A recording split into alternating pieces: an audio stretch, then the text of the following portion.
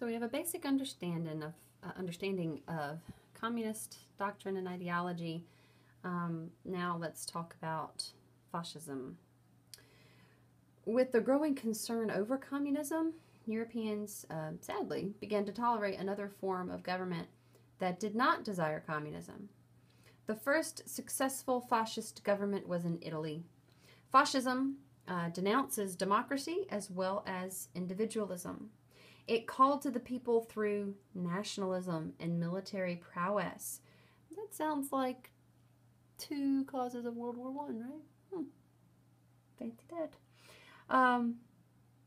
Unlike the Soviet model of communism, fascism allowed free enterprise and private property, thus appealing to the middle class, since it gave them some economic security. Italy's economy after the war was really in shambles, and the country was plagued with unemployment, inflation, riots, strikes, and even outlaws, vagabonds. It was then that Mussolini first joined and then soon became the leader of the Fascist Party, which stood for upholding claims of veterans and the nationalist interests of Italy while crushing anarchists.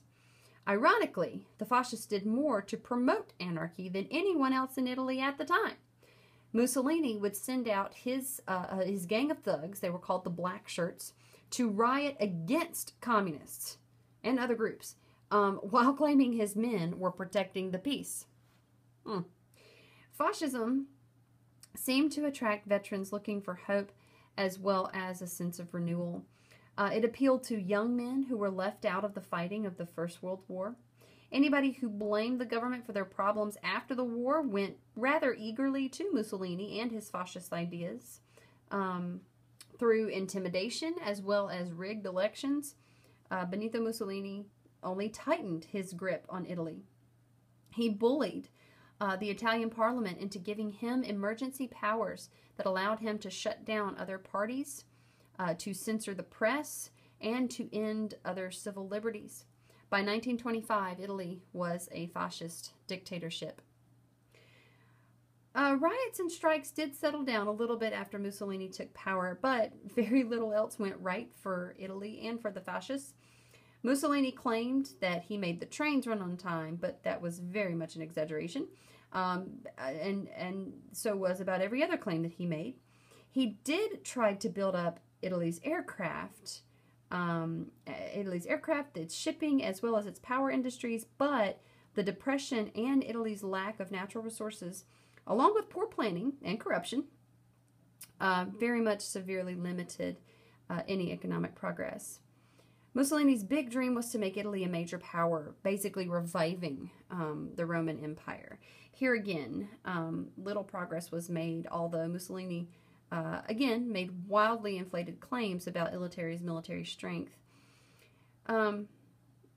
With his successful government takeover, we see another European man looking for power begin to make his move. So here's the guy everybody likes to talk about. I don't know why we have such a morbid fascination with Hitler.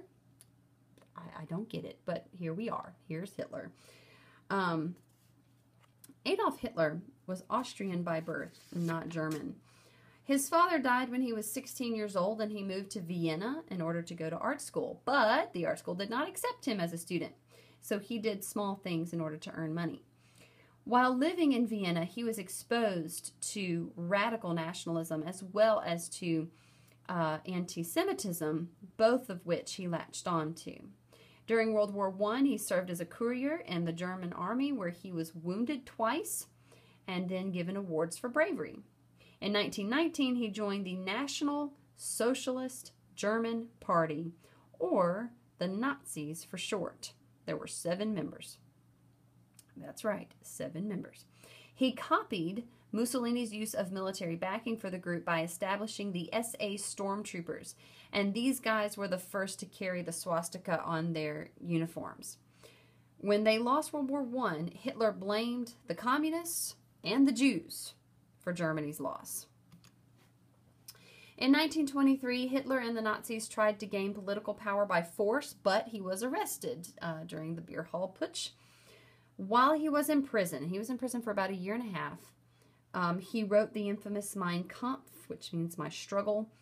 And this book basically established the core of Nazi doctrine. Nazi doctrine assaults the democratic tradition. It requires a dictator to be in charge. Nationalism is huge. Biological racism, incredibly important. It's key. He was released and determined to gain power through legal means. This is kind of important. People often wonder, like, how did a person like Adolf Hitler gain control? And it's because he did it slowly, he did it deliberately, and he made sure that enough of the people loved him and were loyal to him that nobody would question him. Nazism was a negative philosophy that thrived on Germany's miseries. However, by the mid-1920s, the illusion of prosperity and the apparently fading hostility toward Germany caused Nazi membership to stagnate. By 1932, we've got the Great Depression going on. 6 million Germans were unemployed, which played right into Nazi hands. This time, Hitler used the democratic process in order to gain power and then used that democratic process in order to destroy itself. So that year, the Nazi Party was the largest political faction in Germany. In late 1932, rich German industrialists, prompted by fear of a communist takeover, pressured the government to make Hitler chancellor, something like prime minister. They hoped that they would be able to control him while he contained the communists. They did not suspect that this was just the beginning for Hitler. Once in power, Hitler worked to increase his own power and German national pride in 3 ways. 1, destroy any possible rivals to his position. Rearm Germany, so get some military and some guns and stuff back in, and launch a campaign of violence against the Jews. In 1933, the president offered Hitler the title of chancellor, and he accepted. He then called for new parliamentary elections. Using the state police and propaganda, he scared voters into voting the way he wanted them to. After the elections, Hitler was able to get a law passed which enabled him to have the power to make laws on his own. Did you catch that? So after elections that he manipulated, he was able to get a law passed that allowed him to make laws on his own. The president died in 1934, leaving Hitler as the sole leader of Germany. And later that year, Hitler established the SS, like the secret police, to quote-unquote blood purge the Nazi Party. That night is remembered as the Night of the Long Knives. Anybody seen as a rival to Hitler was killed, and Hitler very much became sole dictator. In 1935, Hitler removed Germany from the League of Nations, and the new government banned freedom of speech, freedom of the press, freedom of assembly. The Gestapo and SS, don't believe are the same, were formed as a group to find and destroy opposition. The idea of eugenics was strong in that Hitler wanted only racially fit Germans. Birth control was banned. German mothers who gave birth to more than 4 German children were given honors. The government encouraged the SS to quote-unquote breed with racially fit German women outside the confines of marriage in order to produce strong, pure Germans. Hitler was able to gain much control through his charismatic speeches as well as his use of propaganda. He only allowed popular culture that agreed and promoted pro-Nazi sentiments. Nazi doctrine appealed to the young as well as to displaced veterans and those hit hardest by the Depression. The young people in Germany gleamed onto Hitler and his ideas for different reasons, but in many ways they were tired of seeing the humiliation of Germany. And Hitler made all sorts of promises to revive Germany and the German people. And it happened just within a couple of years, very, very quickly. So the Nazis soon began targeting certain groups: communists, socialists, mixed-race children, prostitutes, alcoholics, Anyone considered genetically inferior were sent to concentration camps.